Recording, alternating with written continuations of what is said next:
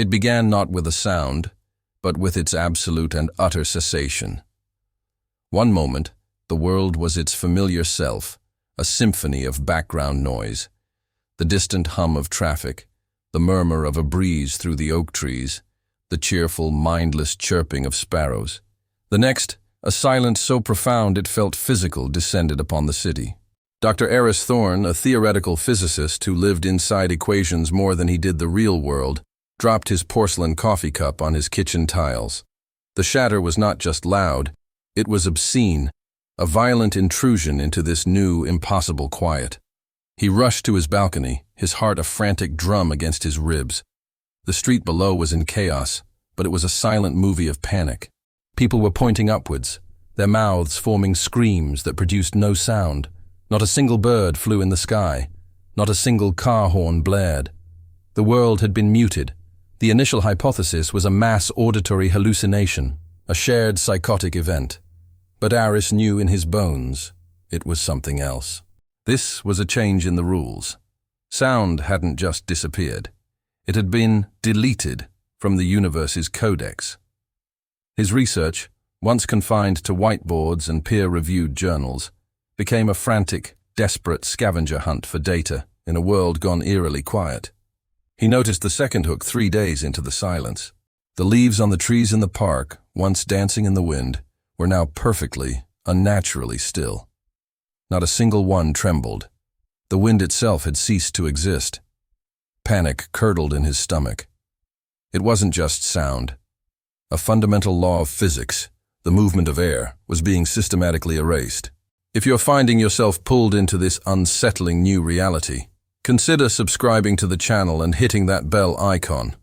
You won't want to miss the terrifying truth we're about to uncover. The third hook was the most personal and the most devastating.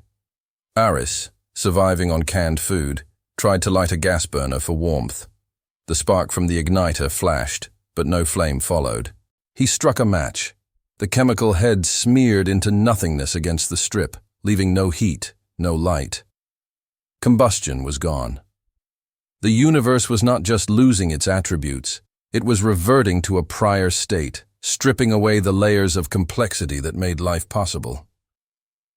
The final chilling realization came when he saw his own breath vanish in the cold air.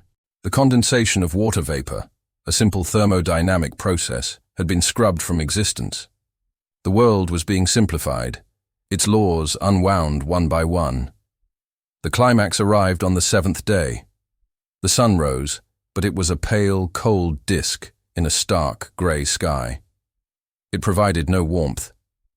Thermodynamics itself was failing. Heat could no longer transfer. The world was cooling, its energy dissipating into a void that no longer permitted such complex interactions. Huddled in his freezing apartment, surrounded by the silent evidence of a dying reality, Aris made his choice. He wouldn't hide. He would understand. He scrawled his final equations, his fingers numb and clumsy, not on paper but on his frosted window pane. He was mapping the decay, tracing the path of the unraveling back to its source. The equations pointed not outward into the cosmos, but inward. The simplification was not an external force, it was an internal correction. The final twist struck him with the force of a divine revelation. This wasn't an apocalypse, it was a diagnosis. The universe wasn't dying, it was healing. The complex laws of physics, sound, wind, combustion, thermodynamics, they weren't natural. They were a fever, a glorious, chaotic infection of complexity that had taken hold. The silence, the stillness, the cold. This was the universe's true state, a pristine, silent, and beautifully simple nothingness. We weren't the inhabitants of a universe. We were the symptoms of its illness. Our very existence, our noisy, windy, fiery lives, was the anomaly. The unraveling was the cosmos returning to its default setting of perfect, null equilibrium.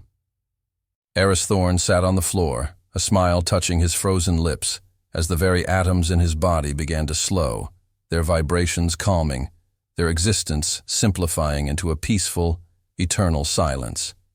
He had not solved a mystery of physics. He had discovered the truth of his own, and everyone's beautiful, temporary disease. This story makes you question the very nature of your reality, doesn't it?